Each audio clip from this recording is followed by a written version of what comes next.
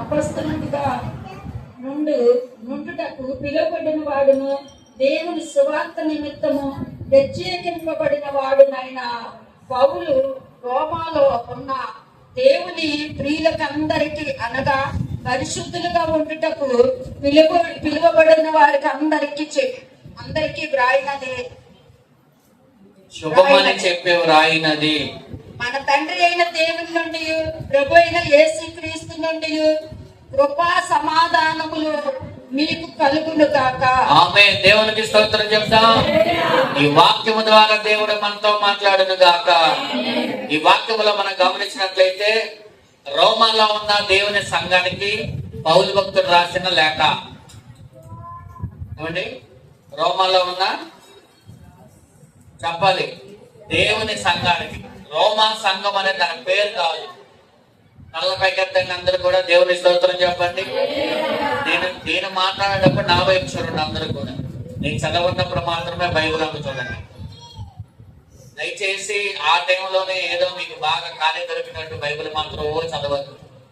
చాలా మందికి ఉన్న అలవాటు ఏంటో తెలుసా, వాక్యం దైవ సేవకులు వాక్యం చెప్తున్నప్పుడు కింద చదివేస్తా ఉంటారు వాక్యం, మళ్ళీ ఇంటి దగ్గర అక్కడ ఖాళీ లేదంతగా. అలా కాదు, నా వైపు చూసి వినే ప్రయత్నం చేసినప్పుడు వాక్యం మీలోకి వస్తుంది. దేవునికి స్తోత్రం. హల్లెలూయా. ఇద్దరు వ్యక్తులు మాట్లాడినప్పుడు మొహవంక చూసి మాట్లాడితేనే ఆ మాట అర్థమవుతుంది కదా. నా వైపు చూడకోకుండా మీరు ఎటు చూసినా నన్ను అవగాహనపరచినట్లే. అర్థమైందా? అమ్మా కూర్చోవాలి, తిరగకూడదు, కూర్చోబెట్టాలి. పిల్లలు అక్కడ ముగ్గురు మీటింగ్ పెట్టారు, ముగ్గురు. దేవునికి స్తోత్రం చెప్పండి అందరూ కూడా.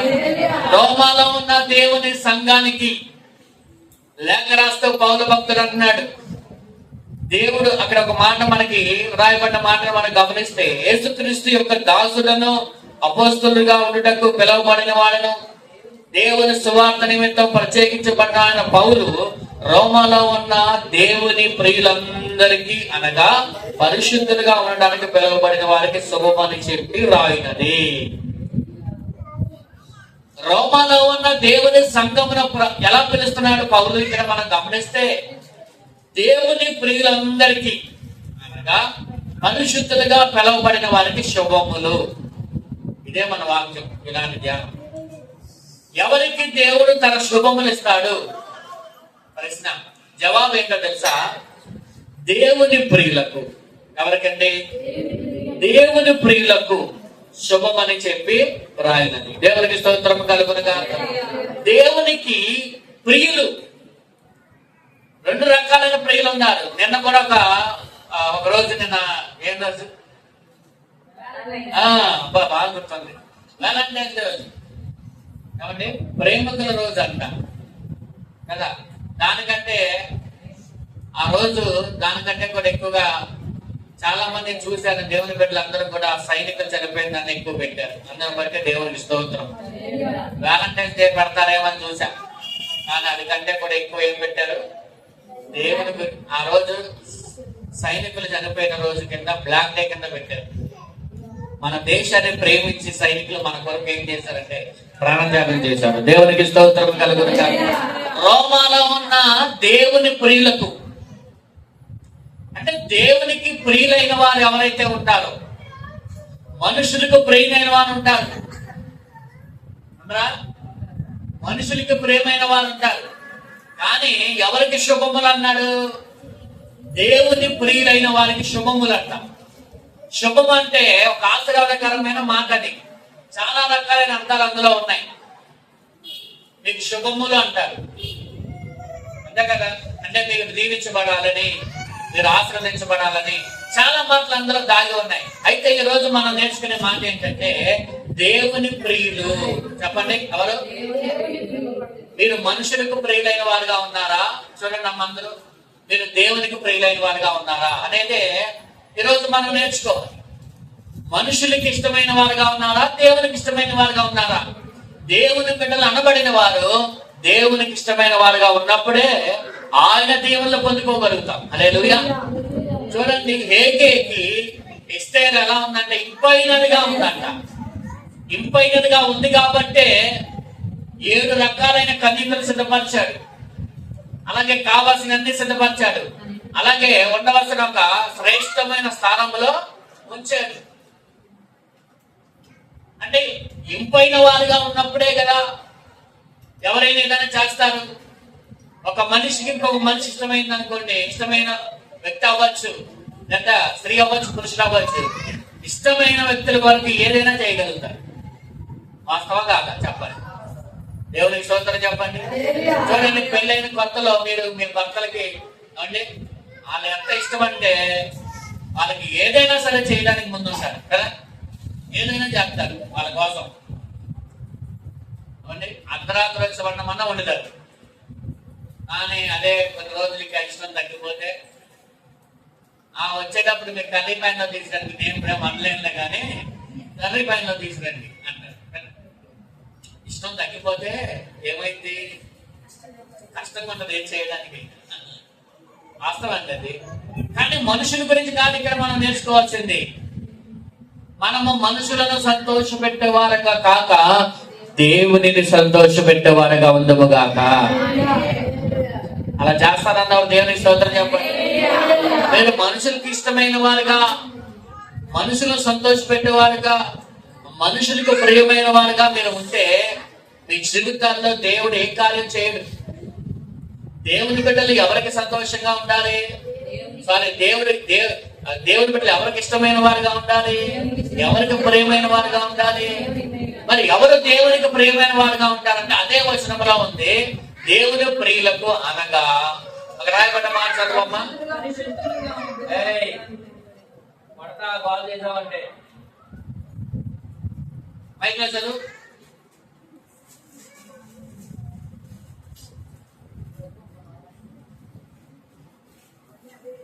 అదే వచనం చదవండి. యేసుక్రీస్తు దాసుడును అపొస్తలుడుగా నుండుటకు పిలువబడిన వాడును, దేవుని సువార్తికుని నిమిత్తం ప్రత్యేకింపబడిన వాడునైనా పౌలు రోమాలో ఉన్న దేవుని ప్రియులందరికీ అనగా పరిశుద్ధులుగా ఉండుటకు. దేవుని ప్రియులంగా ఎవరంట? పరిశుద్ధులుగా. దేవునికి స్తోత్రం చెప్పండి. ఎవరు దేవునికి ప్రియులు? వాక్యం అక్కడ రాయబడిన మాట ఏముందంటే దేవుని ప్రియులు అనగా పరిశుద్ధులుగా ఉండడానికి పిలువబడిన వారు. దేవునికి మహిమ కలుగునుగా. ఎవరు దేవునికి ప్రియమైన వారంటే పరిశుద్ధులే దేవునికి ప్రియమైన వారు. పరిశుద్ధత లేకుండా, పరిశుద్ధత అనే విధానం లేకుండా, పరిశుద్ధత అనే ఒక మెట్టు మనం ఎక్కకుండా దేవునికి మనం ఇష్టమైన వారుగా ఉన్నాం. దేవుని ప్రజలారా, దేవుని సన్నిధికి వచ్చిన దేవుని ప్రజలారా, మీరందరూ ఎలా ఉండాలని ప్రభు కోరుకుంటున్నాడంటే దేవుని ఎదుట పరిశుద్ధమైన జనముగా. హల్లెలూయా. కొరింథీ పత్రికలు కూడా మనం ఒక మాట మనం నేర్చుకున్నాం. 6వ అధ్యాయంలో 18వ వచనంలో ఉంటుంది, 2 కొరింథీ అనుకుంటా. మీరు ఎలా ఉండాలంటే ప్రత్యేకంగా ఉండాలంటాడు. నాకు పరిశుద్ధమైన జనముగా మీరు ఉండాలంటాడు. చదవద్దు. అందరూ దేవుని స్తోత్రం చెప్పండి. అంటే పరిశుద్ధమైన జనము. ఎందుకంటే మన దేవుడు పరిశుద్ధుడు కాబట్టి తన బిడ్డలు కూడా పరిశుద్ధంగా ఉండాలని కోరుకుంటున్నాడు ప్రభు. పరిశుద్ధత లేకుండా ఎవరో ప్రభుని చూడలేరని వాక్యం మనకు నేర్పిస్తుంది. ఈరోజు పరిశుద్ధత ఎవరికైతే ఉంటుందో ప్రభు అన్నాడు, వారే నాకు ప్రియమైన వారు, వారే నాకు ఇష్టమైన వారు. ఎవరు పరిశుద్ధులుగా ఉంటున్నారో, ఎవరు తన పరిశుద్ధతని కాపాడుకుంటున్నారో. అసలు దేవుని చిత్తం ఏంటో తెలుసా? మీరు పరిశుద్ధతను కాపాడుకునే దేవుని చిత్తం. మీ ఘట్టమును ఎట్లు కాపాడుకోవాలో ఎరిగి ఉండటమే దేవుని చిత్తము. హల్లెలూయా. అందరూ దేవుని స్తోత్రం చెప్పండి. అందరూ పరిశుద్ధత చూడాలి. అందరూ కూడా అలాగే వారిని తగ్గించుకోవాలి. మీ మమ్మీ కూడా చదువుతుంది చూడకుండా గట్టిగా దేవుని స్తోత్రం చెప్పండి. పరిశుద్ధత. అందుకే దేవుడు దానియేలు అంటాడు, నాకు బహుప్రియమైన వాడు అంటాడు దానియేలు. ఎందుకు దానియేలు బహుప్రియమైన వాడు అన్నాడు దేవుడు అంటే, దానియేలు ఏమంటే ఆఖరికి ఆహార విషయంలో కూడా అపవిత్రతగా ఉండకూడదు. పరిశుద్ధతలో ఎంత తీవ్రమైన ఒక నిర్ణయాన్ని తీసుకున్నాడంటే తినే భోజన విషయంలో కూడా నేను అపవిత్రం కాకూడదని ఒక గట్టి నిర్ణయం తీసుకున్నాడు. ఆ నలుగురు కూడా చూడండి, తినే విషయంలో కూడా నీ అపవిత్రం అవ్వకూడదు. మాట్లాడే మాటలు కూడా మనం అపవిత్రత కనబడకూడదు. మన హృదయం ఆలోచనలు కూడా అపవిత్రంగా కనబడకూడదు. మన ప్రవర్తన కూడా అపవిత్రంగా కనబడకూడదు. అప్పుడు దేవుడు అంటాడు, మీరు నాకు ప్రియమైన వారు. దేవునికి మహిమ కలుగును గాక. దేవునికి ప్రియమైన వారుగా మనం ఉండాలి అంటే, దేవునికి ఇష్టమైన వారుగా మనం ఉండాలంటే, నువ్వు తినే తిండి కాదు, నువ్వు మాట్లాడే మాట కాదు, నీ ఆలోచన, నీ చూపు, నీ హృదయము, నీ ప్రవర్తన అంతా కూడా దేవునికి ఎలా కనబడాలంటే పరిశుద్ధంగా కనబడాలి. దేవుని స్తోత్రం చెప్పండి. అందుకే మరి ప్రతి విషయంలో కూడా తన పరిశుద్ధతని, ఎవరైతే పరిశుద్ధతని కాపాడుకుంటారో వారి మీద దేవుని కృప అధికంగా ఉంటుంది. హల్లెలూయా. ఎందుకంటే దేవునికి ఇష్టమైన వారు వాళ్ళు. సంసోను తన పరిశుద్ధతను కాపాడుకోలేకపోయాడండి, కానీ యోసేపు తన పరిశుద్ధతను కాపాడుకున్నాడు. ఈరోజు యోసేపు లాగా ఉండాలనుకుంటున్నారా, లేకపోతే సంసోను లాగా ఉండాలనుకుంటున్నారా? చాలా మంది సులువుగా పాపం మీ జీవితాల్లో చిక్కులు పెట్టేలాగా వచ్చేస్తుంది. సులువుగా వచ్చేస్తుంది పాపం. ఏమి లేదులే కదా అనుకుంటాం, కానీ సాతాను ఆకర్షిస్తాడు. అలాగా పాపం మనలో ఏలుబడి చేస్తా ఉంటది. ఎప్పుడైతే పాపం నీళ్ళకి వస్తుందో దేవుని కృప నీ నుంచి దూరం అయిపోతుంది. హల్లెలూయా. మీకు చాలా సార్లు చెప్పిన ఒక మాట మీకు గుర్తు చేసే ప్రయత్నం చేస్తాను.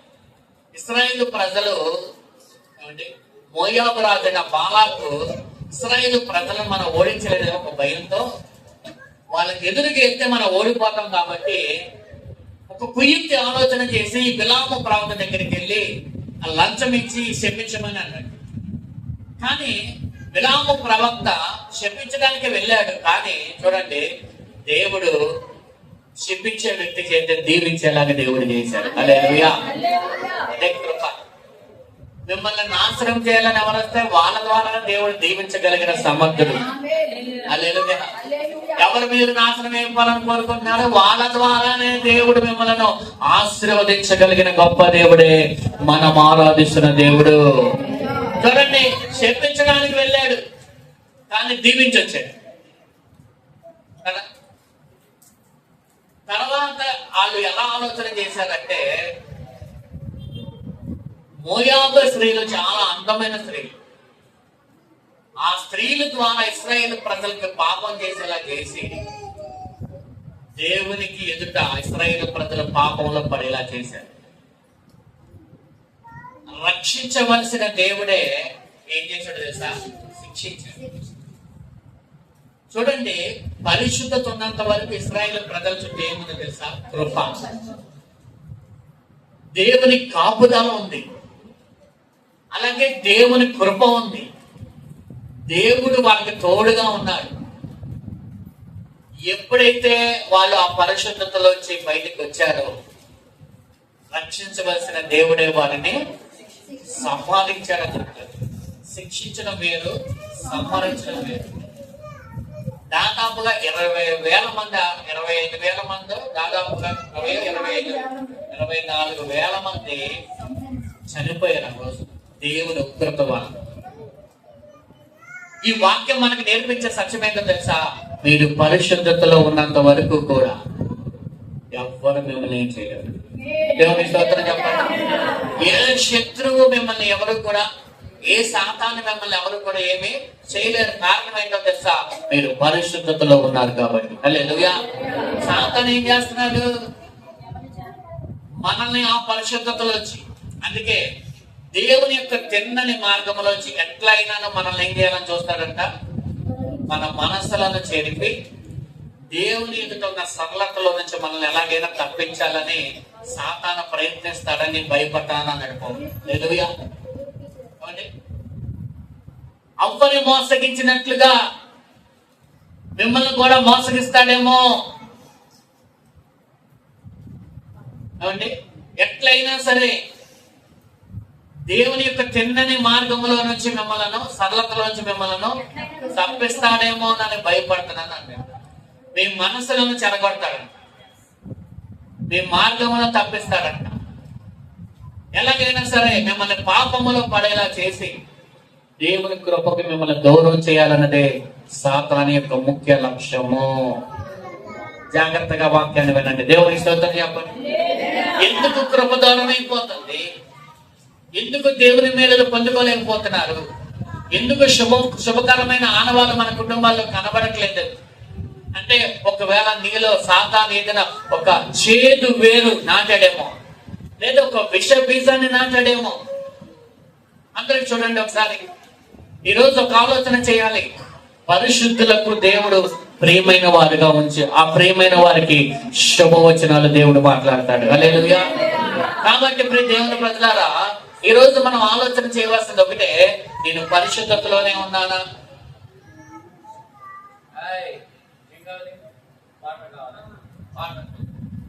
పరిశుద్ధతలోనే ఉన్నానా లేదా?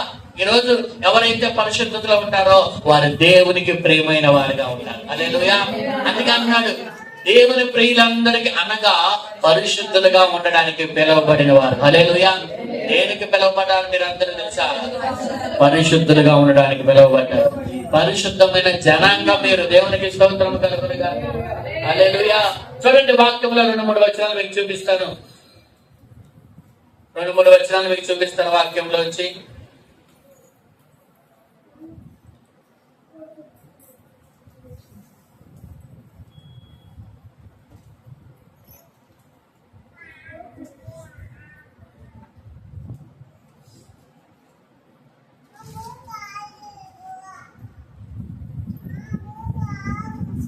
కీర్తనలు 85:8.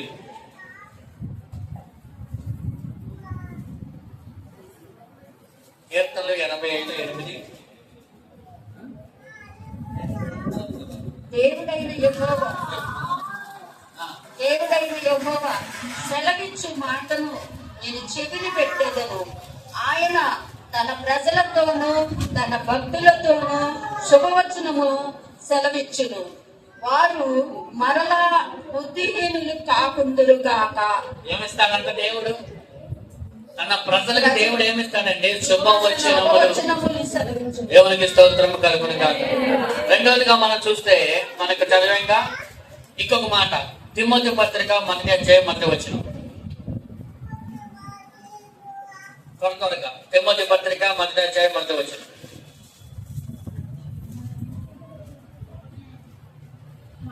మన దేవుడైన మన రక్షకుడైన దేవుని ఎదుట మన నిరీక్షణ అయిన క్రీస్తు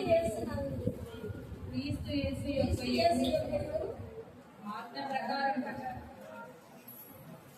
మన రక్షకుడైన దేవుని యొక్కయు మన నిరీక్షణైన క్రీస్తు యేసు యొక్కయు ఆజ్ఞ ప్రకారము క్రీస్తు యేసు యొక్క అపొస్తలుడైన పౌలు విశ్వాసమును బట్టి నా నిజమైన కుమారుడకు తిమోతికి శుభమని చెప్పి వ్రాయినది. ఏమని చెప్పి రాస్తున్నాడు? శుభమని చెప్పి వ్రాయినది. శుభము. అక్కడ శుభమన్నాడు, ఇక్కడ కూడా ఏమన్నాడు? శుభమని. ఎవరికి శుభము? దేవుని ప్రియులకు శుభము. ఎవరు దేవుని ప్రియులు? పరిశుద్ధులు అనబడిన వారే దేవుని ప్రియులు. మరి దేవుని ప్రియులకు దేవుడిచ్చే ఆశీర్వాదాలు ఏంటో కూడా ఒకసారి చూద్దాం. మొదటిగా చూడండి, దేవుని ప్రియులకు దేవుడిచ్చే ఆశీర్వాదాలు మనం గమనిస్తే చూడండి, మొదటిగా ఏమిస్తున్నాడు దేవుడు అంటే, దేవుడు తాను ప్రేమించిన తన ప్రియులకు శుభమిచ్చేవాడు, అనగా శుభకరమైన ఆదరణ మొదటిగా. రెండవది శుభకరమైన అభయం ఇస్తాడు. మూడవదిగా శుభకరమైన కాపుదల ఇస్తాడు. నాలుగవదిగా శుభకరమైన విమోచన. ఐదవదిగా శుభకరమైన ఘనత. ఆరవదిగా శుభకరమైన ఆశీర్వాదము కూడా దేవుడిస్తాడు. దేవుని స్తోత్రం చెప్పండి. మొదటిగా మనం నేర్చుకుందాం, దేవుని ప్రియులకు దేవుడు కొన్ని రకములైన శుభములు ఇవ్వబోతున్నాడు. దేవునికి స్తోత్రం. ఎవరైతే పరిశుద్ధులుగా ఉంటారో, ఎవరైతే దేవునికి ఇష్టంగా బ్రతుకుతారో, ఎవరైతే దేవునికి ప్రియమైన వారుగా ఉంటారో వాళ్ళందరికీ దేవుడు ఈ 7 ఆశీర్వాదాలు దేవుడు ఇస్తాడంట. మొదటిగా మనం చూద్దాం. మొదటి ఆశీర్వాదం, దేవుని ప్రియులకు దేవుడు ఏమిస్తున్నాడంటే ఆదరణ ఇస్తున్నాడు. వాక్యంలో మనం చూస్తే కనుక రూతు గ్రంథం చూడండి. రూతు గ్రంథం 2:13.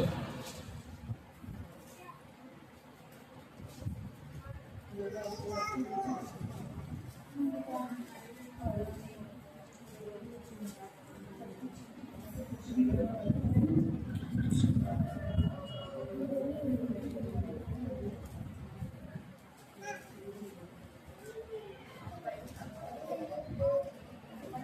ఆమె, నా ఏలినవాడ, నేను నీ పనికత్తెలలో ఒక దానము కాకపోయినను నీవు నన్ను ధరించి నీ దాసురాలకు నా యందు ప్రేమ కలిగి మాట్లాడితే గనుక నా ఎడల నీకు కటాక్షము కలుగునని చెప్పాను. దేవునికి స్తోత్రం. నా యందు ప్రేమ కలిగి మాట్లాడితివి గనక, రూతు బోయాజుకు ఎంతో ప్రియమంగా ఉన్నది గనక ఆమె ప్రేమించి ఆమెను ఏం చేశాడంట? ఆదరించాడు. దేవునికి స్తోత్రం చెప్పండి. ఎప్పుడైతే ప్రియమైన వారుగా ఉంటారో వారికి ఏం కలుగుతుందంటే ఆదరణ కలుగుతుంది. చూడండి, ఇంకో వాక్యం కూడా మీకు చూపిస్తాను. ఆదికాండం 50వ అధ్యాయం 21వ వచనం కూడా చదవండి. ఆదికాండం 50:21.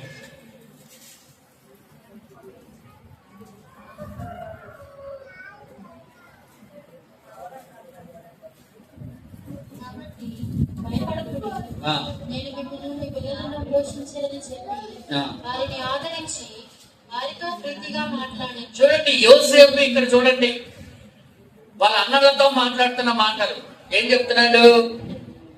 భయపడకుడి, నేను మిమ్మల్ని మీ పిల్లలను పోషించదనని చెప్పి వారిని ఆదరించి వారితో ప్రీతిగా మాట్లాడేదంట. దేవుని స్తోత్రం చెప్తామా? ఇక్కడ రెండు మాటల్లో మీకు అర్థమైంది ఏంటి? ప్రేమించబడిన తర్వాత ఎవరైతే ప్రేమించబడుతున్నారో, ఎవరైతే ప్రియమైన వారుగా ఉన్నారో వాళ్ళని ఏం చేయబడతారంటే ఆదరించబడుతూ ఉన్నారు. దేవునికి స్తోత్రం కలుగునుగా. యోసేపు వాళ్ళ అన్నలను ప్రేమించాడు కాబట్టి మీరు భయపడమాకండి, మీ పిల్లలను మీ కుటుంబాన్ని నేను పోషిస్తానని ప్రేమగా మాట్లాడుతున్నాడు.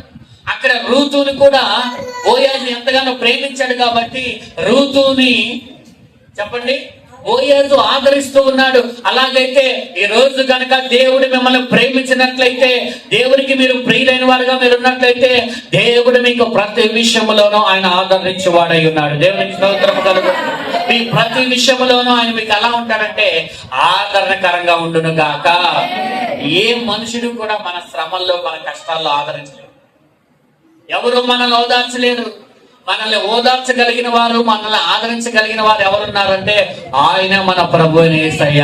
ఆయనకు ఇంకొక పేరు తెలుసా? ఆదరణకర్త. ఆయన పేరేంటంటే ఆదరణకి కర్త. ఆయన ఆదరించేవాడు ఆయనే. ఆయనే మనల్ని ఏం చేస్తాడంటే ఆదరించేవాడు. ఎవరిని ప్రభు ఆదరిస్తాడంటే దేవుడు ఎవరైతే ప్రేమిస్తున్నాడో, దేవుడికి ఎవరైతే ప్రేమగా కనబడుతున్నారో, దేవుని ఎదుట ఎవరైతే పరిశుద్ధమైన జనంగా కనబడుతున్నారో ప్రభు వాళ్ళని ఆదరించే దేవుడై ఉన్నాడు. నమ్మేవారు దేవుని స్తోత్రం చెప్పండి. దేవుడు మనందరినీ ఆదరించును గాక.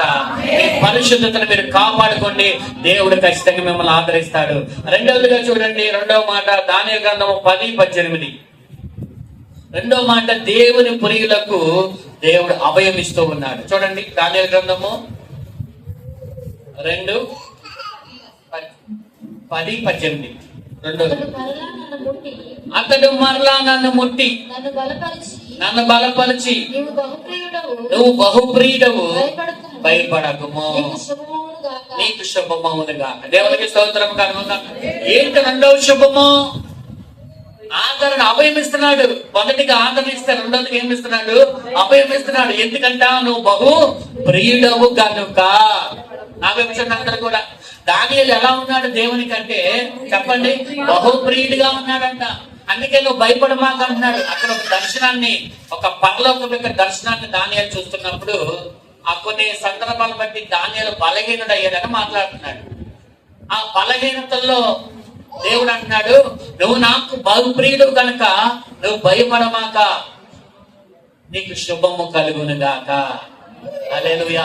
ఈ రోజు దేవుడు నిన్ను ధైర్యపరిచే దేవుడిగా ఉన్నాడు, నీకు అభయం ఇచ్చే దేవుడిగా ఉన్నాడు, నీ భయములన్నిటిని ఆయన తొలగించే దేవుడిగా ఉన్నాడు. ఎవరికి ఇస్తాడంట అవన్నీ కూడా? చెప్పండి, దేవునికి ప్రియులైన వారికి. చెప్పండి, ఎవరికంట? దేవునికి ప్రియులైన వారికి. దేవునికి ఎవరైతే ఇష్టపడుతున్నారో, ప్రియులైన వారో రెండో శుభం ఏంటంటే అభయం ఇస్తున్నాడు. భయం పడకండి. ఏ విషయంలో కూడా దేవుని బిడ్డలు పరిశుద్ధంగా జీవించే దేవుని బిడ్డలు ఏ విషయంలో కూడా భయపడాల్సిన పని లేదు ఈరోజు. దేవుడు మాట్లాడుతున్నాడు ఈరోజు, నువ్వు పరిశుద్ధంగా నువ్వు బ్రతకగలిగితే కనుక ఏ విషయంలో భయపడాల్సిన అవసరం లేదు. ఎందుకంటే నీకు దేవుడు తోడుగా ఉండి ఆయన నీకు అభయం ఇచ్చే దేవుడై ఉన్నాడు. రెండవదిగా మనం చూసుకున్నాం. మూడవదిగా చూడండి, రక్షణ, సురక్షితమైన కృపను దేవుడు ఇస్తాడంట. మూడవదిగా చూడండి, ద్వితీయోపదేశ కాండము 33:12 చదవండి. ద్వితీయోపదేశ కాండము 33:12. 33:12. నెహమ్యా బెన్యామీను.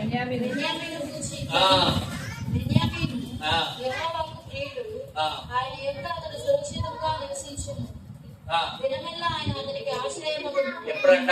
దినమెల్లా ఆయన అతనికి ఆశ్రయమగును, ఆయన భుజముల మధ్య అతడు దేవునికి స్తోత్రం కలుగును గాక. బెన్యాము గురించి ఏం రాయబడింది ఇక్కడ? బెన్యామీను దేవునికి ఎలాంటి వాడంట చెప్పండి. బెన్యామీను యెహోవాకు ఎంతో ప్రియుడు. ఎప్పుడైతే బెన్యామీను ప్రియుడుగా ఉన్నాడో తర్వాత దేవుడు ఏం ఆశీర్వదిస్తున్నాడు అతనికి? బెన్యామీను ఎలా ఉంటాడంట? సురక్షితముగా. చెప్పండి. ఇంకా ఇంకేమన్నాడు? దినమెల్లా అతనికి ఆశ్రయంగా ఉంటాడంట.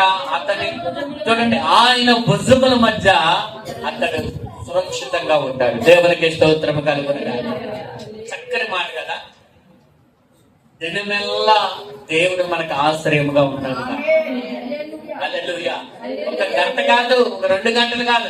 ఎవరైనా తల్లిదండ్రులైనా ఎవరైనా ఏదైనా సరే దినమెల్లా ఎవరైనా కాపాడగలరా మనల్ని?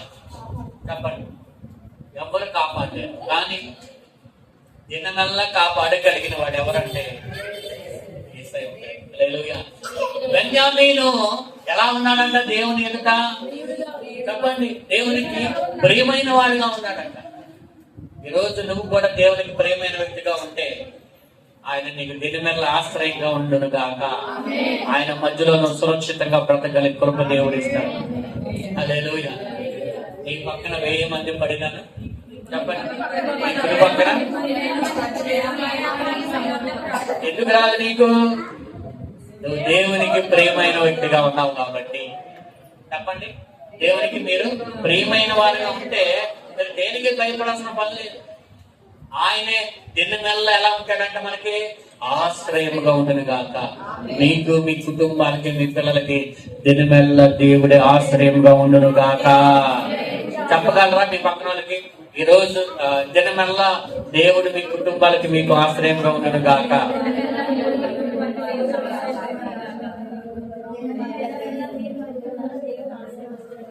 ఉంటాడా? ఉండడా?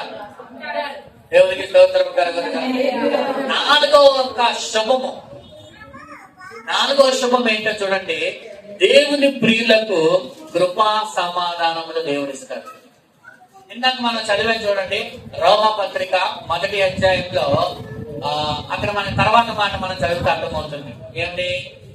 దేవుని ప్రియులందరికీ అనగా పరిశుద్ధులుగా పిలువబడిన వారందరికీ శుభములను చెప్పి తర్వాత మాట చదవండి. తర్వాత మాట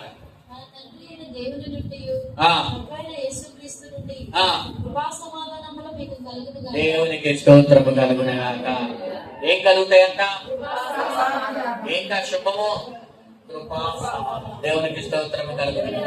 దేవుని కృప, దేవుని సమాధానం మీకు కలుగును గాక. హల్లెలూయా. కృప అంటే అర్థమైందా? మీకు పొందుకోలేనప్పుడు కూడా దేవుడు మీకు ఇచ్చేదే కృప. హల్లెలూయా. పొందుకోవడానికి యోగ్యత లేనప్పటికీ మీరు దేవుని ప్రియులుగా ఉన్నంత మాత్రం వలనే దేవుడు మీకు అత్యధికమైన ఆశీర్వాదాలతో దేవుడు మిమ్మల్ని నింపును గాక. ఒక మాట చెప్తా వినండి. రాజు అవ్వడానికి దావీదుకి ఎక్కడా కూడా ఎటువంటి యొక్క అర్హత ఉందా? లేదు. యోసేపుకి ఐగుప్తుకి ప్రధానమంత్రి అవ్వడానికి అవకాశం ఉందా? లేదు. కానీ వీళ్ళిద్దరు ఎలా అయ్యారంటే దేవునికి ప్రియమైన వారుగా ఉన్నారు అంతే. దేవునికి స్తోత్రం. దానియేలు గురించి మనం చూస్తే 6వ అధ్యాయంలో దానియేలు ఎలా ఉన్నాడంట? ఆ దేశానికి ప్రధానులు 3 ఉంటే ఆ ప్రధానుల్లో దానియేలే అందరికంటే ముఖ్యమైన వాడిగా ఉన్నాడు. హల్లెలూయా. ఎలా జరిగింది ఇదంతా? దేవునికి ప్రియమైన వారుగా ఉన్నారు. గుర్తుపెట్టుకోండి, ఒక ఉన్నతమైన స్థానానికి నువ్వు వెళ్ళాలంటే నీకు అర్హత ముఖ్యం కాదు, నీకు ఉద్యోగం ముఖ్యం కాదు, నీ టాలెంట్ ముఖ్యం కాదు, లేదా నీ వంశం ముఖ్యం కాదు, నీ డబ్బు ముఖ్యం కాదు. ఏ ముఖ్యమో తెలుసా? దేవునికి ప్రియమైన వారిగా ఉంటే చాలు, దేవుని కృప నీకు ఉంటే చాలు. నువ్వు ఏ స్థానాలైనా దేవుడు నిన్ను నిలబెట్టే గొప్ప దేవుడై ఉన్నాడు. హల్లెలూయా. ఎటువంటి స్థానంలోనైనా దేవుడు నిలబెడతాడు. నిజమండి. ఎటువంటి స్థానంలోనైనా. మీకు ఒక విషయం చెప్తానండి. మాకు అగాప మినిస్ట్రీస్ లో ఒక ఆయన ఉన్నారు, ప్రసాద్ పాస్టర్ గారు అని తెలుసు. మన దగ్గరికి వచ్చారు మళ్ళీ. ఆయన మంటంలో పరిచయం చేస్తారు, భవానీపురం వరపుల్లో పరిచయం చేస్తారు. ఆయనకి ఒక్క అక్షరం కూడా రాదు. బైబిల్ కాలేజీకి వెళ్ళాం, అసలు చదువుకోలేదు ఆయన. అలాంటి వ్యక్తి బైబిల్ కాలేజీకి వెళ్ళి చదవడమే కాదు, బైబిల్ కాలేజీకి కూడా మాస్టర్ గా ఉన్నాడు. దేవునికి స్తోత్రం. హల్లెలూయా. తెలుసా? ఇప్పుడు చదువుకున్న వాళ్ళు ఆమెను వెళ్ళారంటే ఓకే, చదువు రాకుండా బైబిల్ కాలేజీ చదవడం చాలా కష్టం. 2 సంవత్సరాలు. అంత మాత్రమే కాదు, ఆయన బైబిల్ కాలేజీకి ఇప్పుడు ఎలా ఉన్నారంటే ఆయన మాకు సార్గా ఉన్నారు. దేవునికి స్తోత్రం. ఆయన పాత నిబంధన ప్రసంగ శాస్త్రాన్ని బోధిస్తాడు. ఇది ఎలా వచ్చి జరిగిందంటారు? కొంతమంది అంటారు చదువు రాని వాళ్ళు కూడా ప్రార్థన చేసుకుని బైబిల్ చదువుకునే వారు కూడా ఉన్నారు. హల్లెలూయా. విద్య లేని పేతురు కూడా ధర్మశాస్త్రాన్ని బోధించాడు. అపోస్తలుల కార్యములలో మనం గమనిస్తే చూడండి, నా వైపు చూడండి. పేతురు ఎవరంటే చేపలు పట్టే ఒక వ్యక్తి. అందరు చూడాలి. అతను లేచి ప్రసంగం చేసేటప్పుడు ఎలా బోధిస్తాడంటే, అక్కడ ఉన్నదందరూ కూడా యూదులే ఎక్కువ. ఆ యూదుల మధ్యలో నిలబడి, నీకు మూల పురుషులకు దావీదు గురించి ధారాళంగా నేను మాట్లాడవలసి ఉన్నది. దావీదు గురించి మొదలుపెట్టి దావీదు చెప్పిన యేసు క్రీస్తు గురించి ప్రవచనాలు. కీర్తన గ్రంథములో 15వ అధ్యాయములో దావీదు యేసు ప్రభు గురించి చూడాలమ్మందరూ. యేసు ప్రభుకి చెప్పిన ప్రవచనాలు కూడా ఎత్తి చూపించి మాట్లాడి ప్రసంగిస్తే 3000 మంది రక్షింపబడ్డారు ఒక్క ప్రసంగానికి. దేవునికి స్తోత్రం. అది దేవుని కృప కాదా? ఏమండి, ఒక చేపలు పట్టుకునే వాడు యూదులకి ధర్మశాస్త్రాన్ని బోధించాడు. వాళ్ళకి ఎలాగైతే అర్థమవుతుందో అలా చెప్పాడంట. మరి ఎలా వచ్చిందంటే దేవుని అభిషేకము, దేవుని కృప పేతురులో ఉండబట్టి ఆ రోజు అలా చెప్పగలిగాడు. అంత మాత్రమే కాదు, పేతురు పత్రికలు కూడా రాశాడు. మొదటి పేతురు, దేవునికి స్తోత్రం కలుగును. కృప అంటే మనకు అది పొందుకోవడానికి అర్హత లేనప్పటికీ కూడా దేవునికి ఇష్టమైన వ్యక్తిగా నువ్వు ఉంటే దేవునికి ఇచ్చును గాక. హల్లెలూయా. ఈ రోజు ఏదైనా పొందుకోవడానికి అర్హత కాదు ముఖ్యం. దేవుని దగ్గర దేవునికి ఇష్టమైన వ్యక్తిగా ఉంటే చాలు, అదే నీకు కృప ద్వారా దేవుడిస్తాడు. హల్లెలూయా. ఏమిస్తున్నాడు అక్కడ? కృప సమాధానాలు మీకు కలుగును గాక. ఒకటి కృప దొరుకుతుంది, 2 నీ పరిస్థితుల్లోకి దేవుడు సమాధానం ఇచ్చును గాక. హల్లెలూయా. గొప్ప సమాధానం దేవుడు మనకిస్తాడు. చూడండి, ఎన్ని మాటలు నేర్చుకున్నాం. మొదటిది ఏంటి? కృప ద్వారా. చెప్పండి, కృప ద్వారా ఆదరణ, కృప ద్వారా అభయం. తర్వాత 3, 4, 5వదిగా మనం నేర్చుకున్నాం. 5వ మాట, 5వ మాట, దేవుని ప్రియుల కంట విమోచన దొరుకుతుంది. చూడండి, వాక్యంలో మనం చూస్తే కనుక కీర్తన 65 కాదు 65, 60 అధ్యాయం 5వ వచనం. దేవుడు తన మహాశక్తిని ప్రయోగించి ఆయన తన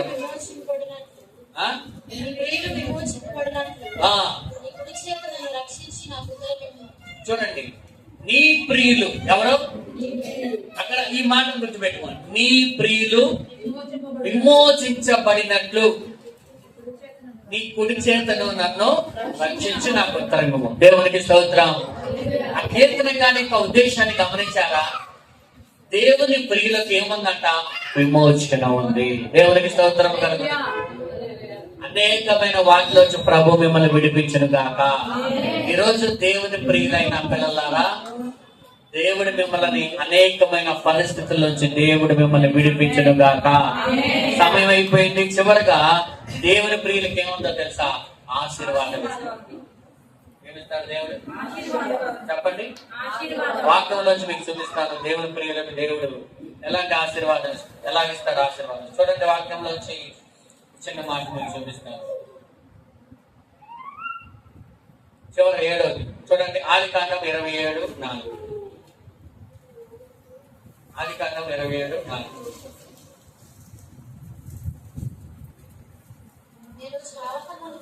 నేను చావకమునుపు నేను ఆశీర్వదించినట్లు ఆ. నాకు ఇష్టమైన రుచిగల భోజనాలను సిద్ధపరిచి ఆ. నేను తినుటకై నా ఎదుగు తెమ్మని చెప్పింది. చూడండి, ఎవరు చెప్తున్నారు ఈ మాట? ఇస్సాకు తన పెద్ద కుమారుడైన ఎవరితో చెప్తున్నాడు? ఏసావుతో చెప్తున్నాడు. నేను వృద్ధాప్తంలోకి వచ్చేసాను, నేను చనిపోబోతున్నాను, నాకు ఇష్టమైన ఆహారం తీసుకొచ్చి నాకు పెడితే నా దగ్గర ఉన్న దీవులన్నీ నీకు ఇస్తాను. హల్లెలూయా. అందరికి చూడండి, ఇక్కడ ఒక మాట చెప్తాను కదా అమ్మ. అయిపోయిన వాక్యం అందరిని చూడాలి. ఇప్పుడు 2 కుమారులు ఉన్నారు కదా.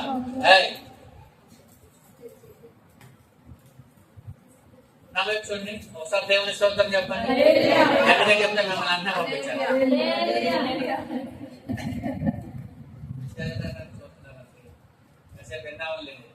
ఒక దేవుడు చెప్పాడు, మనం చెప్పాడు మన సామకుల మీటింగ్ లో. నేను 2 గంటలు వాక్యం చెప్తా పాస్టర్ గారికి. ఆయన నిలబడి చెప్పాడు 2 గంటలు చెప్తాడంట వాక్యం. అప్పుడు అయిపోయింది. నేను పాస్టర్ గారు ఇంకా చెప్పండి అంటారంట. ఇక్కడ 30 గంటలు చెప్పడానికే మన దగ్గర 1 గంట, ఖచ్చితంగా 1 గంట చెప్తానేమోలే. గంట తక్కువే ఉండదు వాక్యం. దానికే మీరు ఆపసంపాలు పడిపోతే ఎలాగా? ఒక్కో చోట 2 గంటలు చెప్తారంట వాక్యం. చెప్తే మాకెందుకండి, మా టయానికి మమ్మల్ని పంపించాను అంటారా? దేవుని స్తోత్రం చెప్పండి. చూడండి, అక్కడ 2 కుమారులు ఉన్నారు కదా ఇస్సాకుకి. 2 కుమారుల్లో ఎవరికి చెప్తున్నాడు మాట? చెప్పండి. తెలియదన్న మాటలు చెప్పమాక. ఎవరికి చెప్తున్నాడు? ఏసావుకు చెప్తున్నాడు. యాకోబుకు చెప్పాడా? ఎందుకని?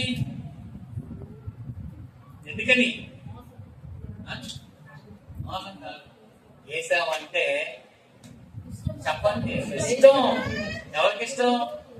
ఇస్సాకు ఇష్టం కాబట్టి బాగా ఇష్టమైన వ్యక్తి. పెద్ద కుమారుడు అంటే తండ్రికి బాగా ఇష్టం.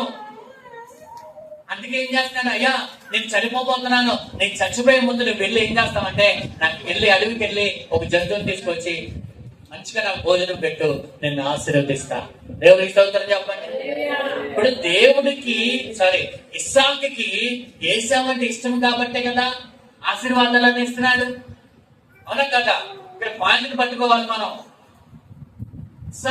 ఇస్సాకుకి ఏసావు అంటే బాగా ఇష్టం, అందుకే ఆశీర్వాదాలను ఇస్తాను అంటాడు. అయ్యా నేను చచ్చిపోతున్నాను, నేను చచ్చిపోయే ముందు నాకు ఇష్టమైన కొట్టుకొచ్చేసి ఒక జంతువులు తీసుకొచ్చి వేటాడు తీసుకొచ్చి నాకు మంచి భోజనం పెడితే నేను ఆశీర్వదిస్తా, దీవులన్నీ నీకు ఇచ్చేస్తాను.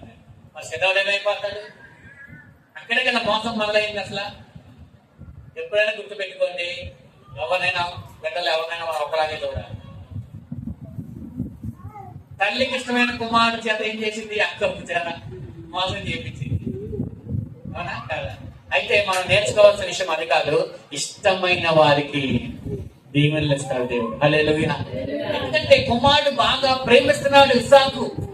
ఈ రోజు దేవుడు కూడా నిన్ను అధికంగా ప్రేమించినట్లయితే దేవుడు కూడా ఏసావుకి ఎలాగైతే ఆశీర్వాదాలు ఇస్తానన్నాడు ఇస్సాకు, అలాగే మీకు కూడా దేవుడు ఆశీర్వాదాలు ఇచ్చును గాక. ఎవరికి ఇవ్వబడతాయి ఆశీర్వాదాలు?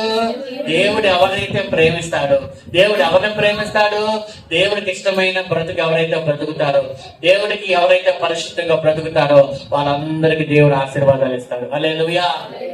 ఈ రోజు నుంచి మనం చేయవలసిన ఒకటే, దేవుని ఆశీర్వాదాలు మనం పొందుకోవాలంటే మనల్ని మనం ప్రేమించే వారిగా మనం చేసుకోవాలి. ఎలా చేసుకోగలం? నీ ప్రవర్తన ద్వారా, నీ మాటల ద్వారా, నీ ఆలోచన ద్వారా, నీ మనసు ద్వారా, నీ భక్తి ద్వారా దేవుడు నిన్ను మెచ్చుకుంటాడు. హల్లెలూయా. ఎస్తేర్ని హేగే ఎందుకు ఇష్టపడ్డాడు? ఎందుకు దయ పొందిందంట? ఆవిడ యొక్క ప్రవర్తన ఇంపైనగా కనబడిందంట ఏకైతే. ఈ రోజు నీ ప్రవర్తన దేవునికి ఇంపైనగా కనబడితే చాలు, దేవుని దయను పొందుకుంటాం, దేవుని ఆశీర్వాదాన్ని మీరు పొందుకుంటారు. కనుక దేవుని స్తోత్రం చెప్పండి. ఆశీర్వాదాలు ఇస్తారు చెప్పండి. ఎన్ని రకాల శుభములు ఇస్తున్నారు దేవుడు?